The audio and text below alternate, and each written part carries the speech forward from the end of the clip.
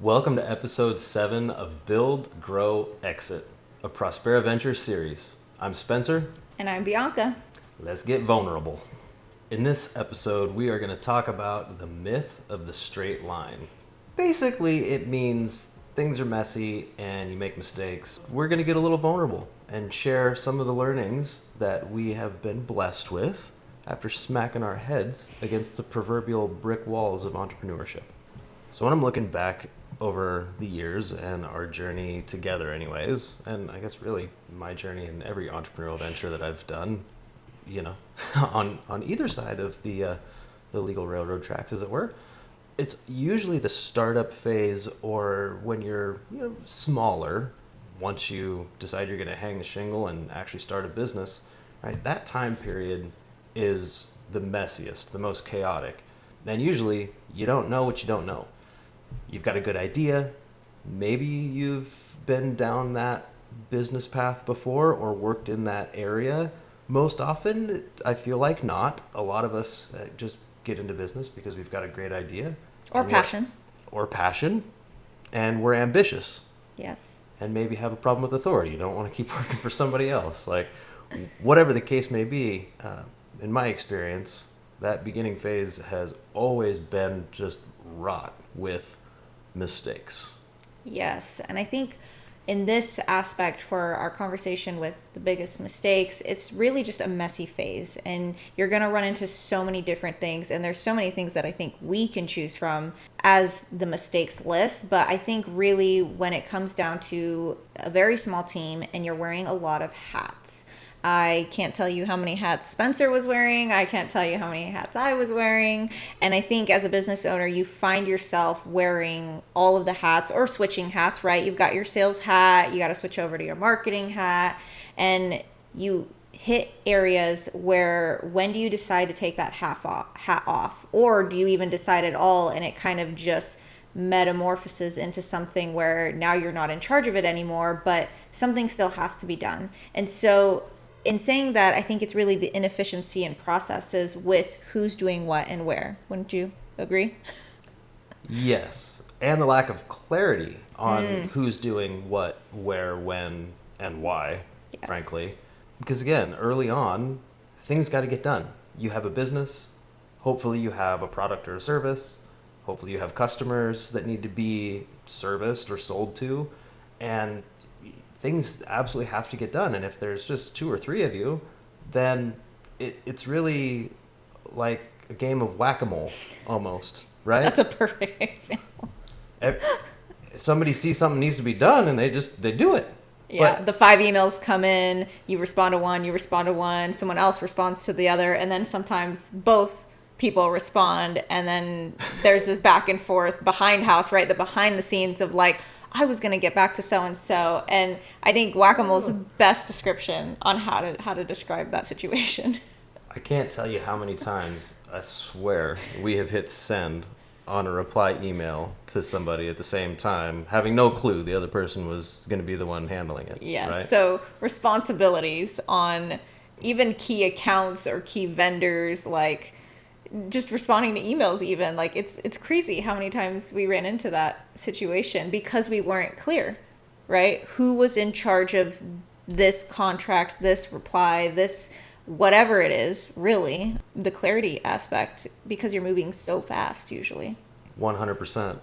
And I think regardless of how you want to go about delegating or taking on yourself, that's usually a good way to start, is to say, hey, I think I'm good at this, this, and this, so I'll handle these things. Regardless of how you want to, I guess, split those up, right? Whether it's a role or function-based thing, so sales, marketing, anything within that realm, or if it literally is as simple and granular as I'll be the one to respond to emails when they first come in, if they are about X, Y, and Z, if they're sales, marketing, or whatever. If they're vendors or, financial or bookkeeper or whatever, then you respond to those.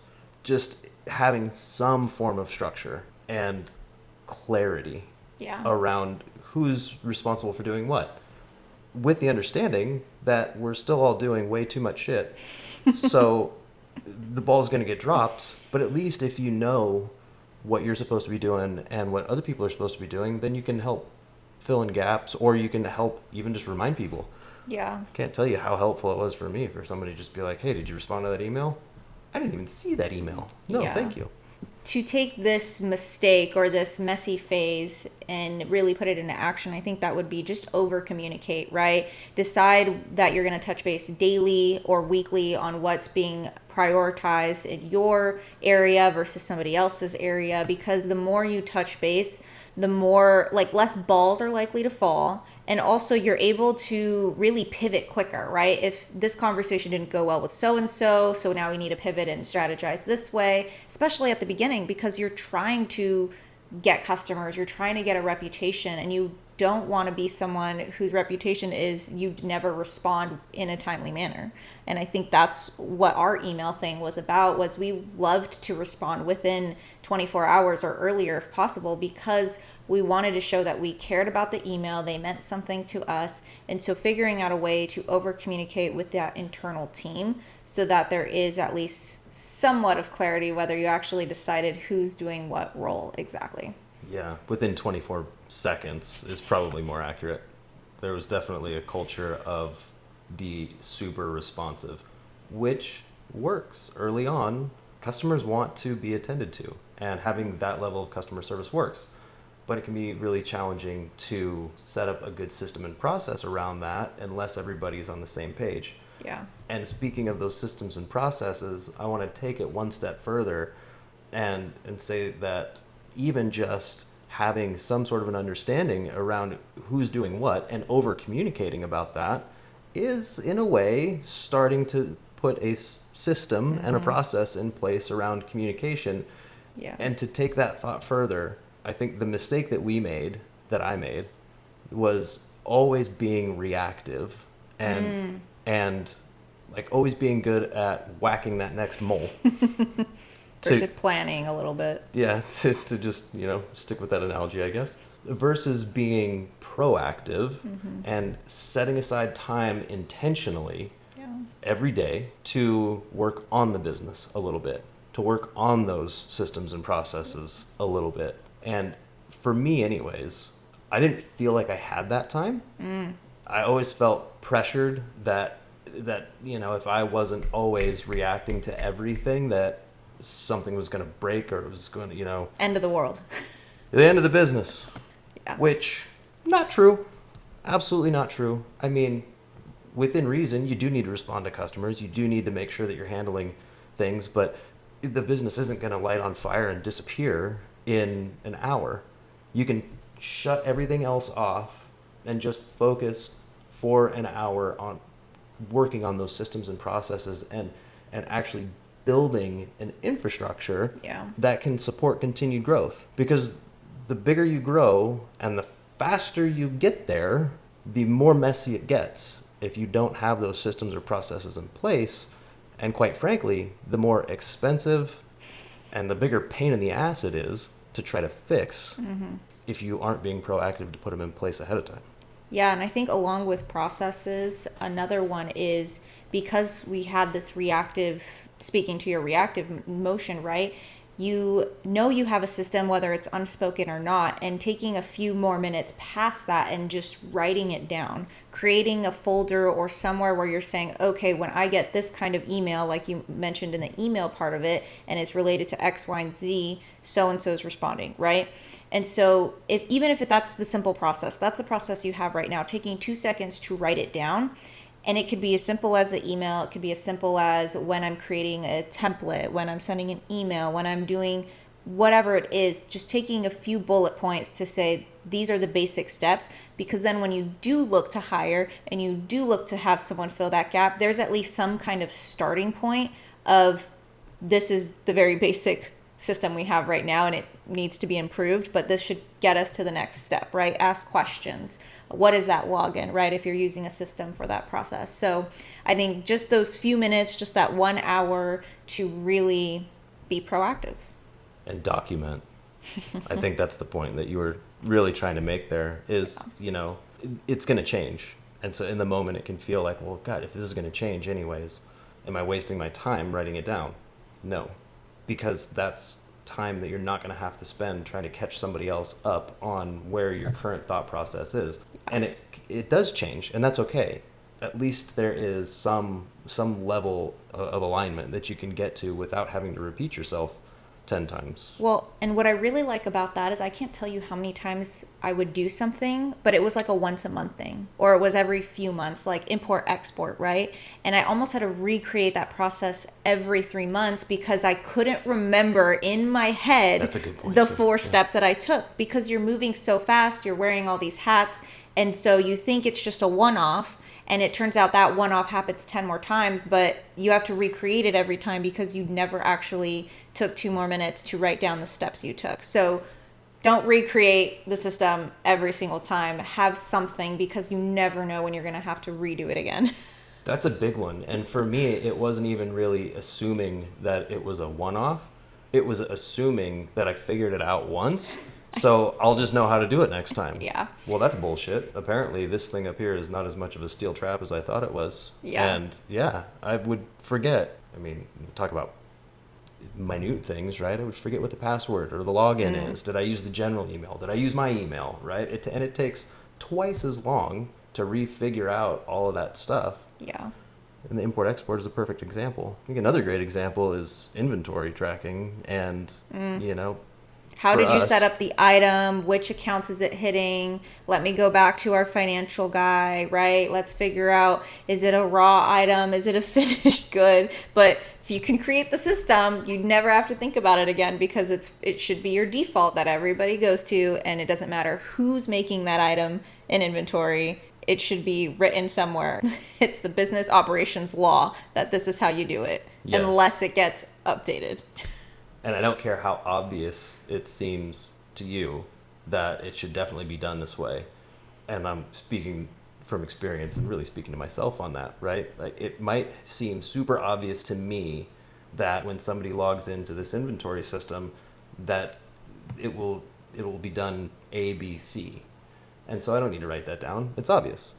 No. Everybody's brain works differently. Everybody sees things a little bit differently. What's obvious to me is not obvious to somebody else. And quite frankly, my way, I mean, I want to talk about continuous improvement. That's probably another podcast, or episode. But my way might not be the best way. And theirs might be better. But it doesn't matter one way or the other, because if they come into a system to try and operate in it, and they're using a different methodology or a different way than the way I set it up to work, then 9 times out of 10, it's going to break and create a mess. And now we don't have that opportunity to just improve off of what's already been there. We have to go back and clean up a mess. Yeah, and I think this actually is a great transition into some other mistakes that we have made that are related to people.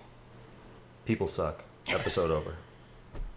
No, people can be your best attribute in a business, and they can sometimes be the worst if not vetted and trained and meant for the type of culture that you are trying to build, for sure. But I think people in a business, people vary, right? It goes all the way to advisors, all the way down to the very last, like, manufacturer worker in our instance, right? Like, they may not even be in our business, but they are still working as contractors for our business, right? Like, people literally make the business work. And so a lot of sectors to hit here when it comes to mistakes with people, vetting, experience, guidance, honestly, where to start. Yeah, this is a long conversation for sure. And we don't need to go all the way down that rabbit hole. But I think maybe in keeping with the spirit of, like, early on mistakes, we can maybe talk a little bit about hiring and some of the mistakes we made there, and some suggestions around hopefully how we're doing it better now. But also maybe I'll let you jump down that one, but I want to talk just a tiny bit about advisors first, because for me, like I mentioned earlier, I didn't know what I didn't know. It was a startup. It was an industry that I was new to, mostly. There were aspects of it that I had some familiarity with from previous stuff that I had done in life, but I was by no means an industry expert, and I'm good at figuring things out. I'm good at finding a way forward and problem solving. However, when I don't know what I don't know, that doesn't always result in me finding the best solution for the problem. Well, and you don't really know sometimes what questions to ask too, because Right. like you said, if you don't know what you don't know, so what kind of questions should I even be asking? Yeah, exactly. I don't even know the right questions to ask. It's like, hey, we need to make this product and get it to this customer. Okay, I can figure that out. I don't know to ask, like, okay, well, what packaging substrates do they allow? What certifications do they require? What's on their no fly list for ingredients? And a million other little nuances that I can get into that I've had to learn a lot of them the hard way because I didn't find somebody who was a real seasoned expert in the industry ahead of time to say, I'm new, I'm trying to, build the operations side of this fast growing business, and I don't even know what I don't know, so like help me ask the right questions. It could have saved a lot of pain, both probably figuratively and literally. Well, and if you go back to the idea of being proactive versus reactive, if someone says you have until Friday to say whether or not you can make a product and you are reactive to say, yes, I got it, versus saying, okay, let me go to this mentor, advisor, experienced person to ask what questions should I ask before even saying yes, then there's more thought process behind it. But it's hard when you are, yes, one, being reactive, and two, unsure of the guidance that you need to have to be able to make that decision sometimes. And so I totally agree, like having the right advisor and also having the right mindset of being, going back to the last mistake, right, of being reactive. I'm going to put a little caveat in there because as entrepreneurs, the answer is always Yes. yes, we can do that and then figure it out. And sometimes that can create challenges, which is why you have some more sane people on the team to hopefully balance you out a little bit so that you ask questions earlier before committing fully. But even if you do commit because you want the business, you want to grow, yes, we can do it, we'll figure it out. Make sure that you've got that real expert that you can lean on because you can overcommit and underdeliver pretty easily. And that's a real good way to put yourself in a bad position and lose money. Not that I would know anything about that. So the whole point is, even if you have to pay for it, even if you have to put a little money out there to pay for somebody's time to be your consultant, your mentor, your ace in the hole expert, Yeah. it's worth it. You usually don't have to pay for it though, because a lot of people who have been there, done that, just get a sense of fulfillment and joy about giving back and hopefully helping the people coming behind them not step in all the same piles of shit that they did. Yeah.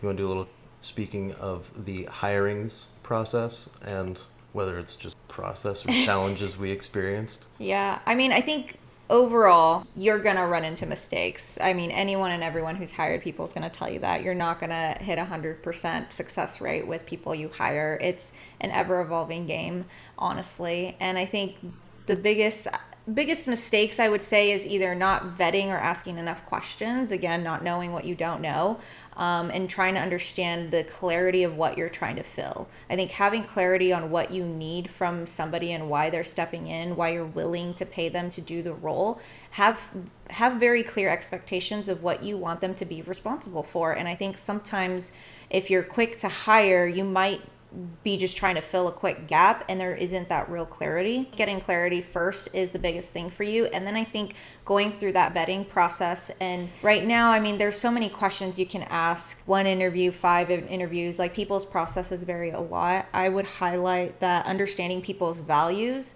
is really important. And I think has helped us have more success than failures most of the time. And then I think also trying to make sure that depending on what that role is even having some sort of practice test, or I know a lot of people like to do scenario questions, if this, then how do you respond? We've gotten some really good candidates in having some of those proper questions of what they would be doing on a daily or weekly basis to really understand where those skills and talents are, or if they have the right values, where you kind of need to train and fill the gaps. So I think there are learnings that have to be done, and people will be valued by what you are willing to give them and show them. So like Spencer said, it's also something you don't necessarily get for free. It is something you pay for, and you don't necessarily want to cheap out.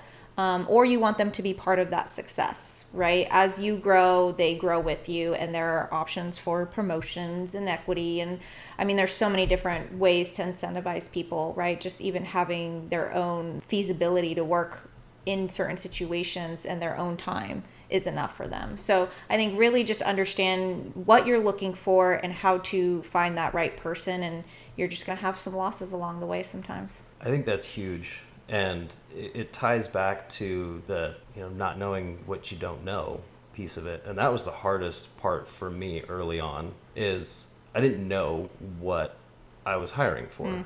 Mm-hmm. Because I didn't understand all of the nuances of the industry. In the finance and accounting area is probably the most poignant example from my experience. If you're good at finance and you're good at accounting, you can fill the role. My thought process back then was, yeah, you can figure it out. If you're good at what you do, you're good at what you do. You can figure out how to apply it to this. Not quite true.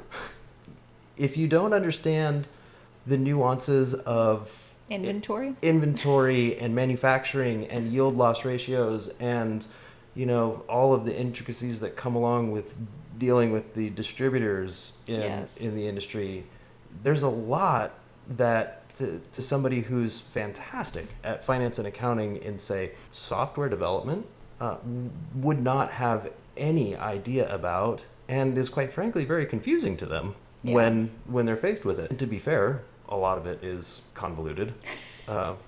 But case in point is you need somebody who understands the nuances of what you're trying to do in certain roles, right? I think it's very important to understand what needs to be done in that role and be able to then evaluate if somebody has the real experience and skills to fill it. And if you don't know, then you kind of go back to having the expert that you need to be able to lean on.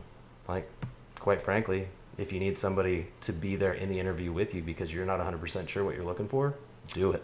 1,000%. Oh my gosh. Have them involved in that interview process for sure. Absolutely. Okay, I feel like we could ramble on about mistakes forever, but I have a short attention span. So I think it's probably good we just keep it to those few ideas. What are your biggest takeaways for people?